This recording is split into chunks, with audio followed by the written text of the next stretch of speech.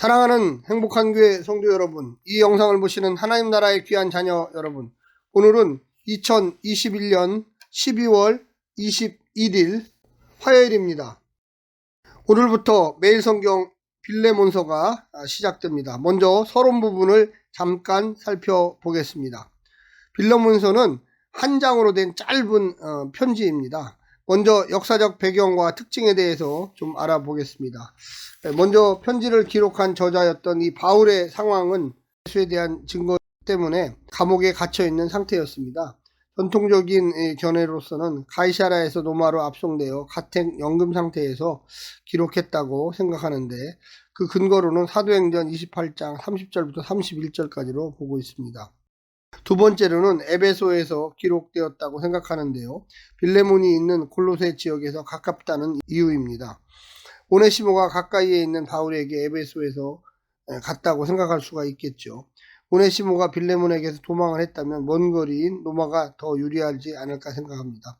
여러 가지 정황상 현재로서는 로마에서 기록되어졌을 가능성이 높고요. 아마도 주후 59년부터 62년 사이에 로마에서 재판을 기다리면서 바울이 기록했던 것으로 볼 수가 있겠습니다. 편지의 상황에서 보면 이 수신자와 오네시모의 관계를 이야기하고 있습니다.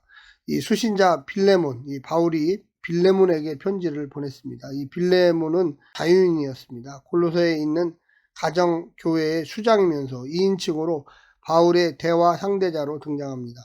오네시모는 빌레몬의 종이었습니다. 빌레몬의 허락 없이 멀리 떨어져 바울과 함께 있었고, 오네시모는 경제적 영향을 포함해 빌레몬과 잘못된 일이 분명하게 있었습니다.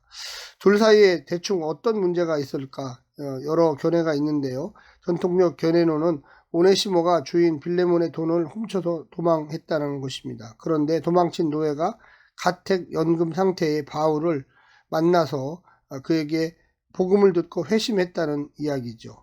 그리고 다른 견해로는 골로새 교회가 바울을 섬기라고 오네시모를 보냈다는 것입니다. 그래서 바울은 오네시모를 곁에 두려고 빌레몬에게 편지를 쓴 것이라고 보고 있습니다. 그러나 이 모든 것은 정황상 추정 이론입니다. 자체적으로 정보를 얻을 수 없기 때문에 여러 가지 상상력을 발휘했다는 것으로 우리는 생각할 수가 있겠습니다. 골로새서와 이 빌레몬서의 관련성에 대해서 좀 이야기를 드리면요. 첫 번째는 바울이 갇혀 있다는 것, 감옥에 있다라고 분명히 언급하고 있습니다. 두 번째는 바울의 제자 디모데를 모두 언급하고 있고요. 세 번째는 편지 마지막 부분에 인사에서 에바브라라는 사람, 예수를 섬기는 사람이라고 또한 등장하는 사람이 있습니다. 오네시모를 사랑받는 형제로 골로새서와 빌레몬서는 표현을 하고 있습니다. 우리가 좀 자세히 보게 되면 빌레몬서를 왜 바울이 기록을 했을까요? 이 오네시모라는 사람 때문에 기록을 하게 되었죠. 빌레몬에게 경제적 손해를 끼친 오네시모와의 관계를 간섭할 권리가 명백히 바울에게는 없었습니다. 결과를 알 수 없기 때문에 최선을 다해 오네시모를 변호하는 바울을 우리는 보게 됩니다. 첫 번째, 왜 이렇게 열심히 바울이 오네시모를 변호를 했을까요? 예수와의 삼각 관계성 때문입니다. 예수를 위하여 갇힌 바울, 이전과 달리 오네시모 역시 예수를 위하여 살고 있습니다. 빌레몬 역시 예수를 구세주로 믿고 믿음 안에서 사는 사람이었고요. 이제 바울과 오네시모는 동역자입니다. 빌레몬이 오네시모를 용서하고 형제로 받아들인다면 빌레몬이 믿는 예수와의 관계성이 더 깊어지는 것입니다. 빌레몬은 이제 단순히 종과 주인의 관계에서 빌레몬이 예수를 생각하듯 그 안에서 오네시모를 생각해야 합니다.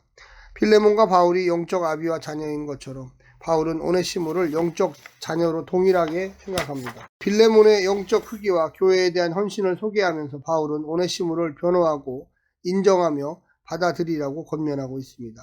이제 과거를 잊고 바울에게 오네시모가 유익했듯 이제는 빌레몬에게도 유익할 것이라고 명시하고 있습니다. 이 모든 기록하는 수사적인 방법은 바울, 빌레몬, 오네시모 좋은 관계성을 형성하도록 예수 안에서 형제임을 암시하고 있습니다. 성경에 등장하지는 않지만 초대 교부들은 빌레몬이 오네시모를 받아들였고 이후 오네시모는 골로새 교회의 교부가 되었다고 생각하고 있습니다.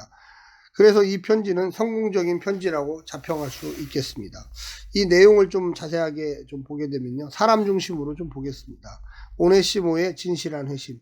오네시모는 무익한 자였습니다. 예수를 믿기 전 주인에게 손해를 끼친 자였습니다. 그러나 회심한 자였습니다. 삶의 전체를 회심하여 바울에게 인정받은 자였습니다.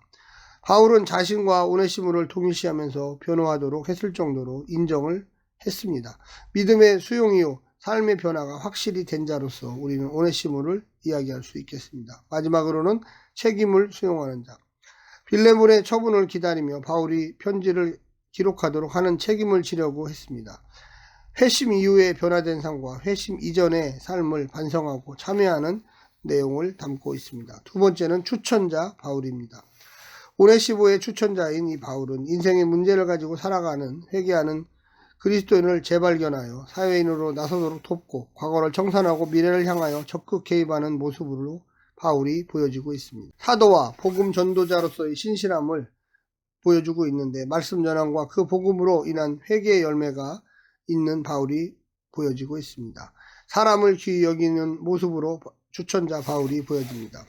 회개하는 인생을 도와서 주인과의 관계 회복을 돕고 새로운 하나님의 일꾼으로 사용하는 그 모습은 정말로 아름다운 모습입니다. 세 번째는 신실한 신앙인 빌레몬입니다. 편지 곳곳에 빌레몬의 됨됨이가 등장하는데 첫 번째는 주님을 향한 믿음과 성도를 향한 사랑이 있는 신앙인으로서 등장합니다. 두 번째는 바울과의 관계에서 귀한 모습을 가진 사람, 상호 신뢰와 영적 지도자를 존중하는 관계를 맺은 신앙인으로서의 본이 될 수 있는 좋은 성도임에 분명합니다.